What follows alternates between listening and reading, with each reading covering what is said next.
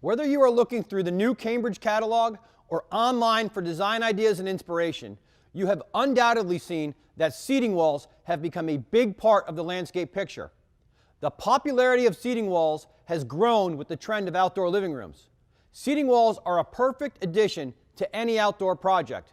These seating walls are both beautiful and functional, which is a home run for homeowners. They are used to frame bump outs for fire pits, delineate areas within the outdoor space itself, as well as add stunning vertical features to your project. Let's take a look at the correct procedure to install a double-sided matrix wall. This procedure works for either the 3 or 6-inch wall system. When done correctly, you will have a beautiful double-sided wall that will have a consistent radius. We're also going to show you the correct way to form a 90-degree corner using our 13-inch Cambridge cap. Let us begin by laying out the desired radius. It can be done in several different ways. We show it being done here by pulling a string line and scribing our desired radius. It is important not to lose the radius point until the installation is complete. Now it's time to lay out the block along the radius line. Start by laying out all the larger faces on the outside of the radius. The faces will touch and the backs will be open. Next, we will start to cut pieces of stone to face both sides of the wall properly. This process is called transferring the gap. To start marking, we will grab our trusty speed square and mark a parallel line on the first adjacent block. Then we will slide down to the next block and repeat.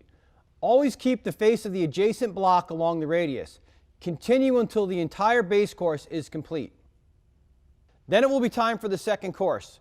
It will be the same, with the exception that the bond lines will need to be broken. Once you're off a bond line, you can typically use the same size piece which follows on the course below. To continue adding wall, just repeat the first and second course until you achieve the desired height. Capping on the wall will follow a similar procedure. Lay the first cap, making sure you have your overhang even on both sides of the wall. Fit the next cap and again, transfer the gap. We place our T-square on the first cap. We slide our T-square over, transferring the gap to our second cap. We mark the cap and cut. This will give us a nice tight joint between both caps. With this method, we will cut the caps on the radius and be able to replicate the same consistent gentle radius. The result is a beautiful double-sided wall that will add both aesthetic and functional value to your project.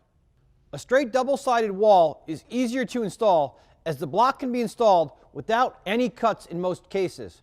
One finishing detail that we want to go over is showing how to cap a double-sided 90-degree corner. Let's take a look at the method to achieve this. Start by using a speed square to mark the cuts. There will be a total of 4 cuts that need to be done.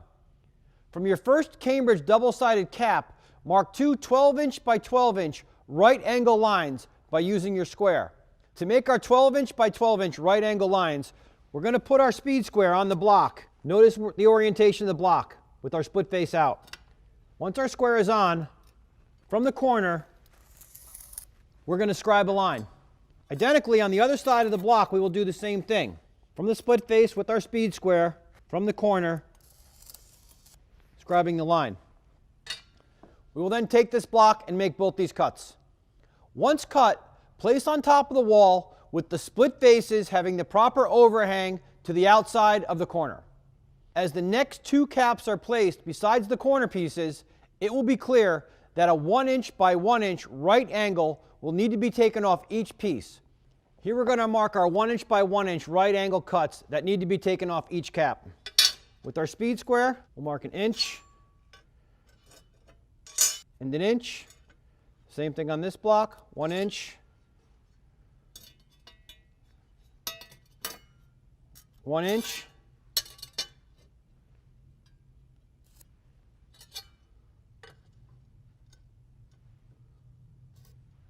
mark our cuts to be made. We'll cut them and bring them back. Once they are marked and cut, it will leave a beautiful right angle mitered corner. The result is a nice finished corner on a 90-degree double-sided wall. Seating walls are the perfect upsell on any job. Paint the picture for the homeowner. No more having to put seating away during the winter or having to move them indoors when it's too windy. Just sit back and enjoy this seating area all year long. For more information, please visit us at www.cambridgepavers.com.